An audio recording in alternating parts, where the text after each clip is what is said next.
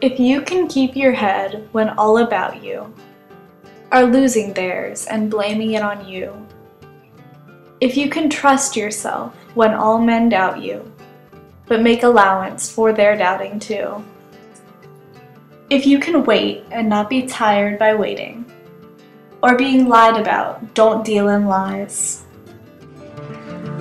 or being hated, don't give way to hating, and yet don't look too good, nor talk too wise. If you can dream and not make dreams your master, if you can think and not make thoughts your aim, if you can meet with triumph and disaster and treat those two impostors just the same,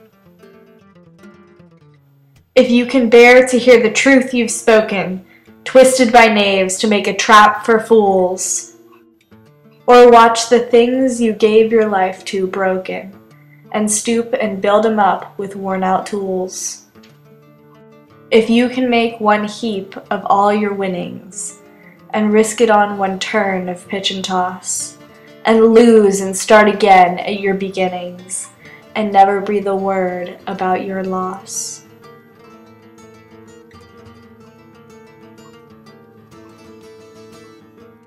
If you can force your heart and nerve and sinew to serve your turn long after they are gone, and so hold on when there is nothing in you except the will which says to them, hold on.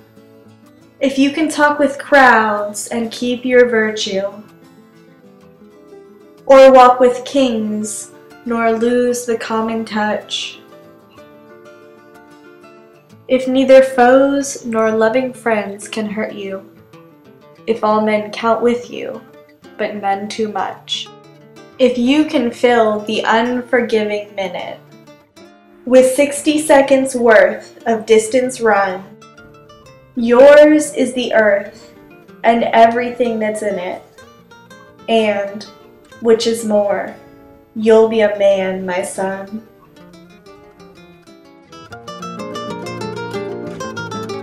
Hi, I'm Jocelyne Walker, a senior at Clear Falls High School. I just recited one of my favorite poems, If by Rudyard Kipling. The poem is written in the form of fatherly advice to the speaker's son. It outlines in simple terms the guidelines for growing up to be a good man. This poem was written in Victorian-era England, which reflects its stoic, didactic tone. The poem's first 30 lines are all dependent clauses, beginning with if. This builds up the reader's desire to know what happens if we do all of these things. The poem is universal. It was relatable when Kipling wrote it in 1895, and it is relevant today. Simple, to the point, and applicable to any situation, If is a beautiful reminder of what we ought to strive for. As a senior about to graduate high school, I wonder a lot about what the future will bring and how I should handle the challenges thrown at me. If is a testimony to the character and morality that I wish to achieve in my life. My favorite line of the poem is, if you can meet with triumph and disaster and treat those two impostors just the same.